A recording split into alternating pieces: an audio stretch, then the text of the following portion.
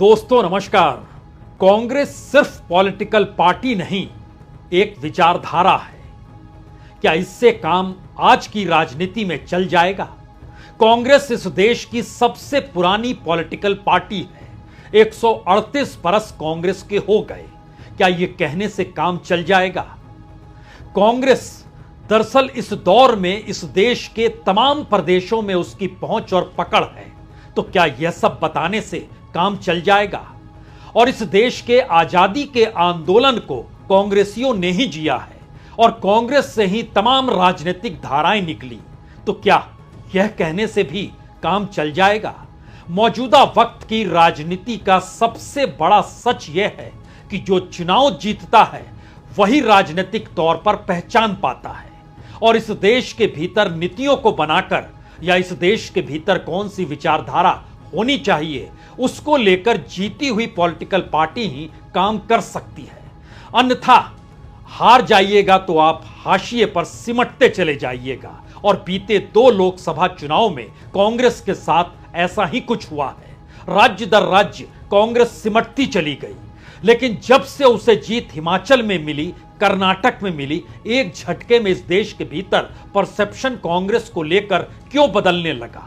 और इस दौर में राहुल गांधी ने जब भारत जोड़ो यात्रा के जरिए देश के लोगों के साथ सीधा संवाद बनाया, टेक्नोलॉजी को छोड़ दिया, मीडिया को छोड़ दिया, और इस संवाद के जरिए जिन बातों का असर कांग्रेसियों पर पड़ा, राहुल गांधी पर पड़ा, तो क्या वाकई कांग्रेस पुनर्जीवित हो गई, उस दिशा में बढ़ चली? दरअसल समूची कांग्रेस जुटी है हैदराबाद में। और सवाल यह है कि कल प्रधानमंत्री का जन्मदिन है और प्रधानमंत्री के जन्मदिन से ही राजनीतिक तुतहरी बजाने की कोशिश बीजेपी ने बाखूबी कर रखी है। और इसी के मद्देनजर 17 सितंबर की एक ऐसी तारीख है जिस वक्त इस देश के भीतर हैदराबाद का निजाम हारा था और हैदराबाद भारत का हिस्सा बना था। तो इस राजनीतिक तौर पर इसका ऐलान क्या वाकई एक आजादी के तौर पर किया जाना चाहिए? और हैदराबाद इस दौर में एक नए राजनीतिक ग्राउंड जीरो के तौर पर बन गया है।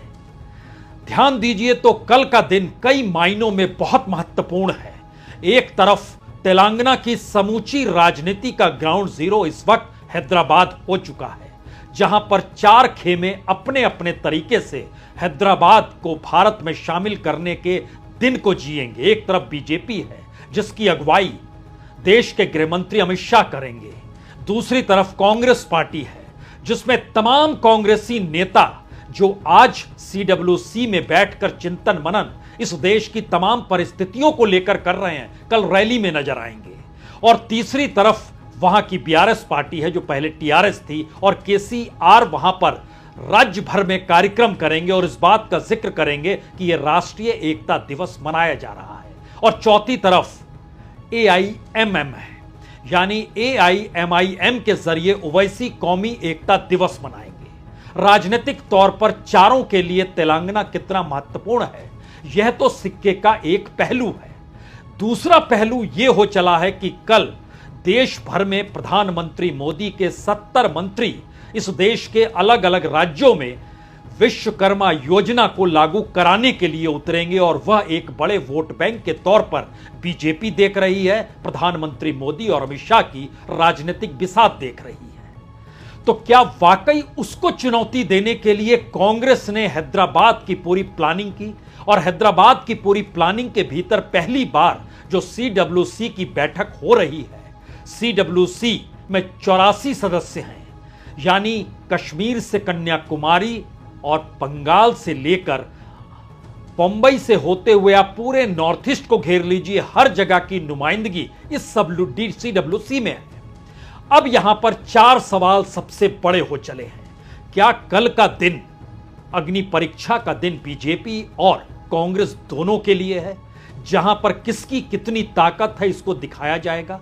दूसरा सवाल, क्या वाकई 4 राज्य जो महत्वपूर्ण है विधानसभा चुनाव के मद्देनजर, उसमें तेलंगाना ग्राउंड जीरो कुछ इस तरीके से बन रहा है जहां पर आने वाले वक्त में दक्षिण का दरवाजा पूरे तरीके से बीजेपी के लिए या तो बंद हो जाए व किसी सुराख के जरिए देखने की कोशिश करे कौन सा रास्ता किस दिशा में जाएगा।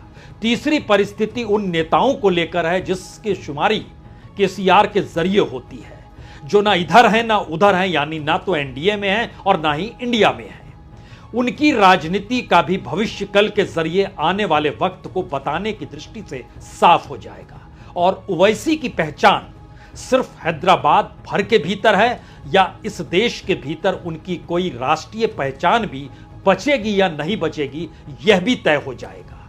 यह अगर पहला दूसरा सवाल इस दायरे में घूम रहा है तो तीसरा सवाल कहीं ज्यादा बड़ा है, क्योंकि पहली बार अगर कांग्रेस को यह लगने लगा कि अब विचारधारा और राष्ट्रीय पार्टी और पुराने और अतीत और इस देश के आंदोलन, इसके जिक्र से काम नहीं चलेगा, बल्कि चुनाव जीतना होगा, तो हर राज्य के चुनाव के साथ कांग्रेस की सक्रियता, उसकी एकजुटता, उसका अपना मुद्दों को बताने का तौर तरीका इस दौर में जो उभर कर आ रहा है, और आज जो सीडब्ल्यूसी का मंथन हुआ उसमें जिन मुद्दों के सामने कांग्रेस खुद को खड़े पा रही थी, उसमें एक सवाल यह भी था, इतने सारे मुद्दे इस देश की सत्ता के खिलाफ हैं। वो सिर्फ मणिपुर या नूह को लेकर नहीं है, वो इस देश की आर्थिक असमानता को लेकर है, कॉरपोरेट के हाथों धन इस देश का कैसे लुटाया जा रहा है इसको लेकर है, इस देश की युवा पीढ़ी बेरोजगार है इसको लेकर है, महंगाई से कैसे लोग परेशान हैं इस बात को लेकर है। यानी मुद्दों की पूरी एक लंबी लिस्ट लेकर आज सीडब्ल्यूसी की बैठक कांग्रेस अध्यक्ष मल्लिकार्जुन खड़गे के भाषण के साथ शुरू होती है। लेकिन फिर वही सवाल आकर अटक जाता है, तो क्या शह मात का खेल अब हैदराबाद से शुरू हो गया है और अब एक ऐसी बिसात इस देश के भीतर बिछ रही है, कांग्रेस खुद के लिए बिछाना चाह रही है, जहां पर उसको हर राज्य में जीत चाहिए।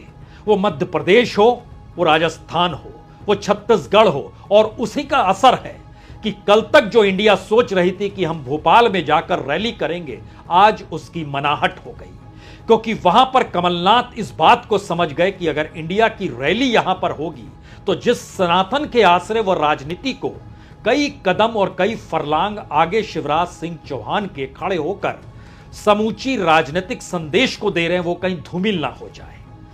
यानी किस तेजी से निर्णय इस दौर में लिए जा रहे हैं, ये बताते समझते हुए कि चुनाव जीतना सबसे महत्वपूर्ण इस दौर में है, और उसके लिए प्लानिंग ऐसी रहनी चाहिए कि जो मोदी और शाह की योजना होती है वह धराशायी हो जाए। और उसी का असर कल नजर आने वाला है, जिस वक्त कांग्रेस तकरीबन हैदराबाद से 30 किलोमीटर की दूरी पर रंगारेड्डी का जिले के भीतर तुकोकुड़ा एक जगह है जहां पे 150 एकड़ की जमीन पर खड़ी फसल हटाई गई। तमाम वहां पर जो भी उबड़ खाबड़ था उसको समतल किया गया, 15 फीट ऊंचा मंच बनाया गया और 10 से 12 लाख लोग पहुंचे, इसकी व्यवस्था शुरू कर दी गई। घबराहट ऐसी फैली कि बीएसआर यानी जो पहले की टीएसआर है और केसीआर ने व्यवस्था करनी चाहिए कि जी नहीं, बसों की आवाजाही नहीं होने देंगे, ट्रकों की आवाजाही नहीं होने देंगे। इस रैली में कम से कम 10,000 और ज्यादा से ज्यादा 50,000 लोग शामिल हो सकते हैं, लेकिन बाकी नहीं होने चाहिए। रुकावट का यह पहला स्तर हो सकता है, पहले खतरे की घंटी उस छत्रप को लेकर हो जिसे नहीं पता है कि आने वाले वक्त में इस देश की राजनीति का मिजाज क्या होने वाला है।